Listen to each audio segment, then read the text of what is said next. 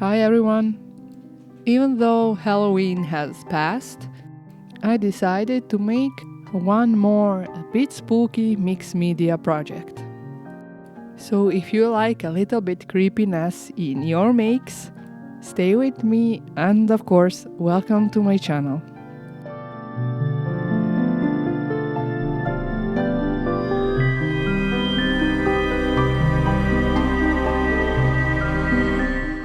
My inspiration came from the Chemist stamp set from Stampers Anonymous and Team Holtz, and since I decided to color it using alcohol markers, I will be stamping with Memento ink on premium marker pad from Spectrum Noir. Not to bore you with the stamping process, you can here see my stamped image, and now I am picking out some Copic markers that I am going to use. Now I'm not going to show you the coloring process as I have a separate video on that. I will put the link for that video in the description box down below. But what I'm going to say is that I used mostly Copic markers, but I also used a bit of Prismacolor Premier pencils. Now on to some die cutting. I'm going to use these die cuts from Sizzix and Team Holtz. This particular set is called Laboratory, and it makes these really fun little vials with potions. I cut it out using some colored cardstock, but later on I will add a bit more shading, as you will see very soon. Now to add it a bit more vintage look and to do a little bit of shading, I will use Vintage Photo Distress Oxide ink pad. When using ink blending brush, I was applying very light pressure, and as you can see I was putting off some color on my glass mat because I wanted to have a very light touch of color. Here you can see all my potion bottles ready. For some of them I add cute little labels with some text. The text on this label comes from the examination stamp set, these little blocks of text. Oh, and I have to say I really love how these labels turned out.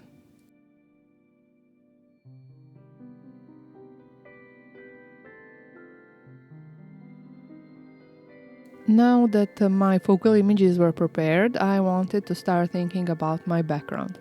As you will see, this is not a standard picture frame, as I can't push out this back part, which was news to me. I wasn't paying much attention when I bought this frame, but never mind, that was easy to solve. The paper which I was going to use for my background comes from the Team Holtz Idea-ology Backdrops Halloween 2023. First I wanted to use this darker background, but then it came to my mind that I actually want to do some stamping, so at the end I will go for this bit brighter one, because I think my stamped images will be more effective, more visible. So off camera what I did is to measure the inside part of my frame and cut my paper to size, and it fits perfectly, as you can see. But now of course I wanted to decorate my background, and for that I'm going to use once again the examination stamp set from Stampers Anonymous and Team Holtz. Here I'm just trying to establish the position of this, where I should stamp this skeleton, so it wouldn't be covered by my crazy scientist or crazy doctor or the potion bottles. I wanted to be sure that I will get the perfect impression of my skeleton, so I was going to use the stamping platform.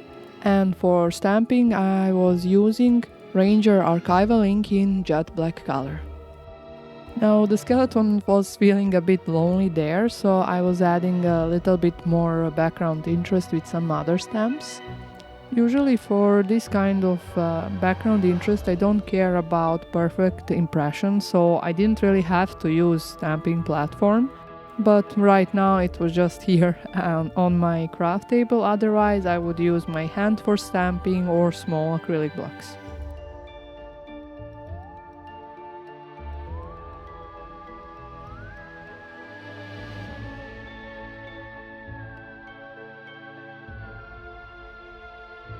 Most of the stamps that I used for building the background interest came from the examination stamp set, but some of them also from the tiny Toadstools, like this little block of script.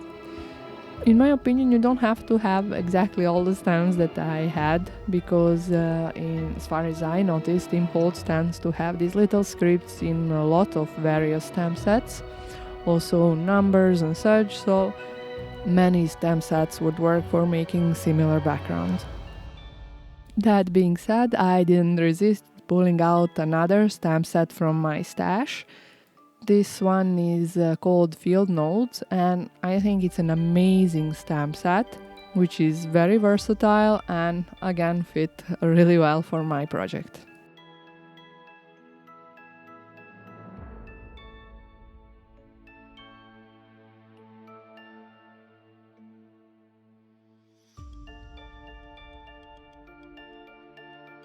After the stamping was done, there was one more thing to do for my background, and that is to darken the edges. This time I used ground espresso distress oxide ink because I wanted this bit more gloomier mood for my project. But I also realized that my frame is somewhat bright, so I'm using again the same ink for darkening my frame. Using the same ink or any kind of same color for multiple elements on your project helps to make the project feel more cohesive. Now time for assembling. For adhering my backdrop, I will use matte medium. Now I will adhere only the back of my paper. I didn't want to go all over it with matte medium because mostly I use distress oxide for the edges, and I knew that would smudge the distress oxide somewhat. I mean, it doesn't have to if you are careful enough, but honestly I think right now it was enough to adhere only the back part of my paper. Also, in this kind of situation, I think if you don't have matte medium, a simple paper glue would have been just enough.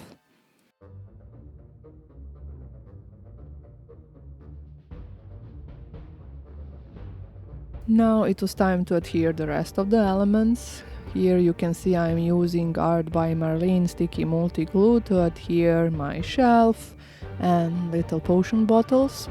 Right now I wasn't really winging it. I already in my head planned out the layout, how these little vials would stand and where.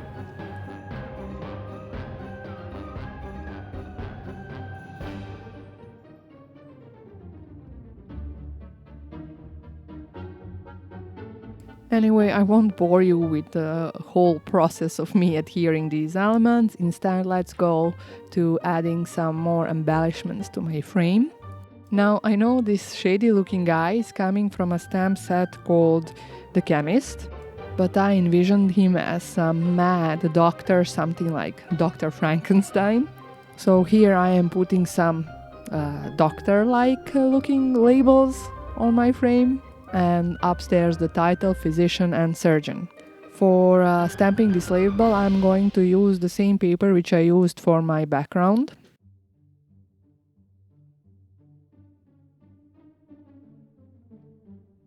For stamping the labels, I used Ranger Archival ink once again in jet black color, and I am cutting them out that way to leave a little bit of outer frame. I will go around that bonus extra frame with the brush pen in dark black color, so it will have like a double frame, as you will see later on what I mean.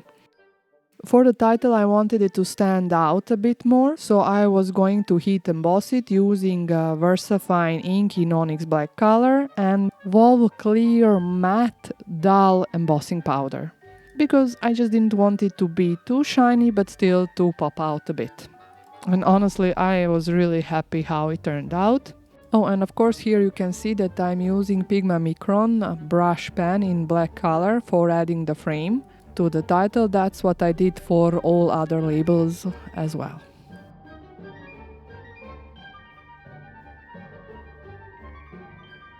Now, of course, it was just time to adhere these labels. For the Physician and Surgeon title, I used the foam tape, but for the rest, I used paper glue. At this point, my surgeon still wasn't adhered because I was still thinking what's the best way to do it, but later on I will adhere it using foam tape. At this point I am using Art by Marlene acrylic paint in a black color called Pitch to add a little details like these, I suppose, nails which are holding the labels or something. And now time for some bonus fun stuff like these candles. They come from Team Holtz Idea-ology Drippy candles set. And while figuring out the placement of my candles, I decided that I wanted to darken some more my frame.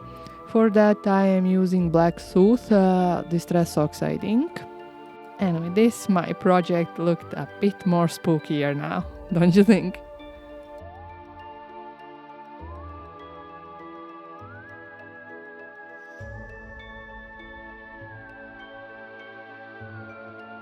Now going back to adhering stuff. Meanwhile I brought this little plastic spider which comes from some Halloween decoration package, and this little skull which I have no idea where I got, but I know that Team Holtz has a little package, something like these drippy candles, and it's a skulls and bones set, so if you don't know where to get this kind of skull you can look there for sure.